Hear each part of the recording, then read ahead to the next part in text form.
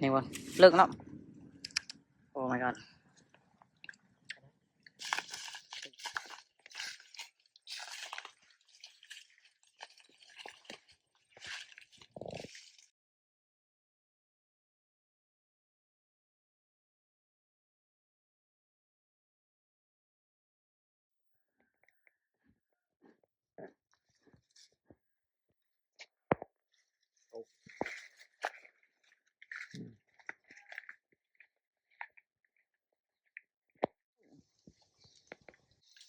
Can rồi.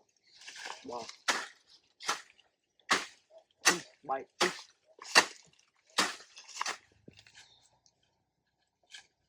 Trời ơi. Cá. Thông tí rồi.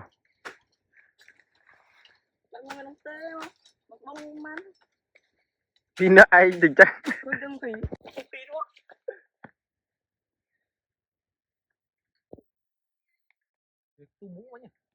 Rồi rột môi.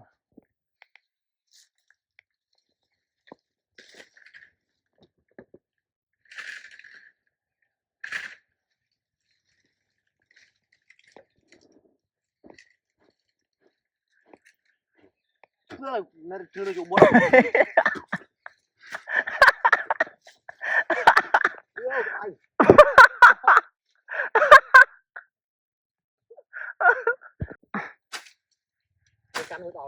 Nó nặng mà can. Mình phá không bạn này.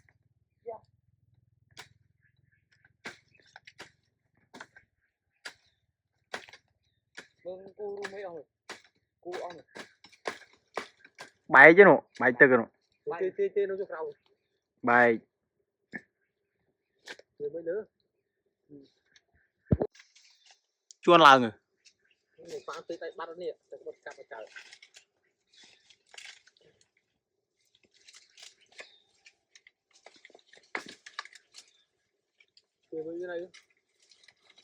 Ủa quả thực thổ ôi. Giật bay chứ. Ủa bay chứ. Bay cho nó.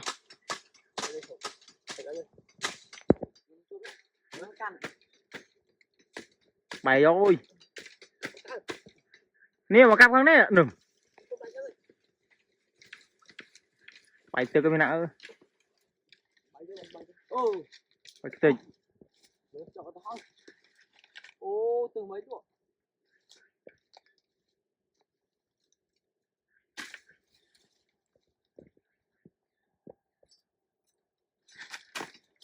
Bay cái tên qua tên cái tên. Đi không nóng. Lá cái này nặng lắm. Ủa họ căn tôn đạch vùng. Nè cái bất nè. Ê dọa cái bất nè. Cái tên cho linh với nó. Lì nha anh. Đạch ngàn ừ. Nặng lắm. Trời ơi bài cái tên cho thôi. Hắn ơi. Nùng. Nùng nào nùng. Vô bắt tức không? Xì không đó. Màn ấy xì không? Nạ vô bắt tức không? Ôi. Mưa chua vậy thế. Đông khi mà đông mới ta. Tịch. Chua say viu. Còn một nó tịch vặt à thôi. Xí. Mẹ nó tít mà. Chào bữa nào. Tôi vô khoang mấy nó. Mà cái tay nó sụt này. Tại mình khóa ăn đánh vào đây mới thầy ạ. Nó mới lực này. Nhìn luôn. Lực nó. Oh my god. Tịch vặt hai ơi đỏ rồi. Chiêu. Oh my god, look at that. Chết thành ngồi.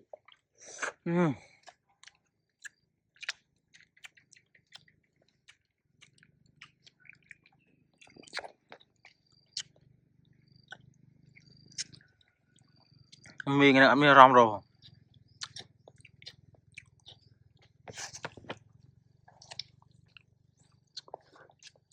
cái đây hả cái đây mình cái đây thử đã đi coi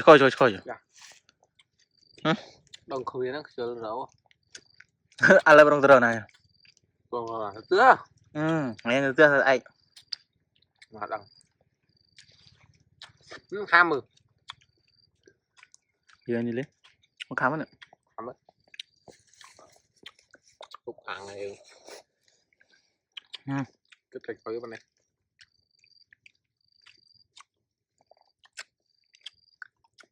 không tin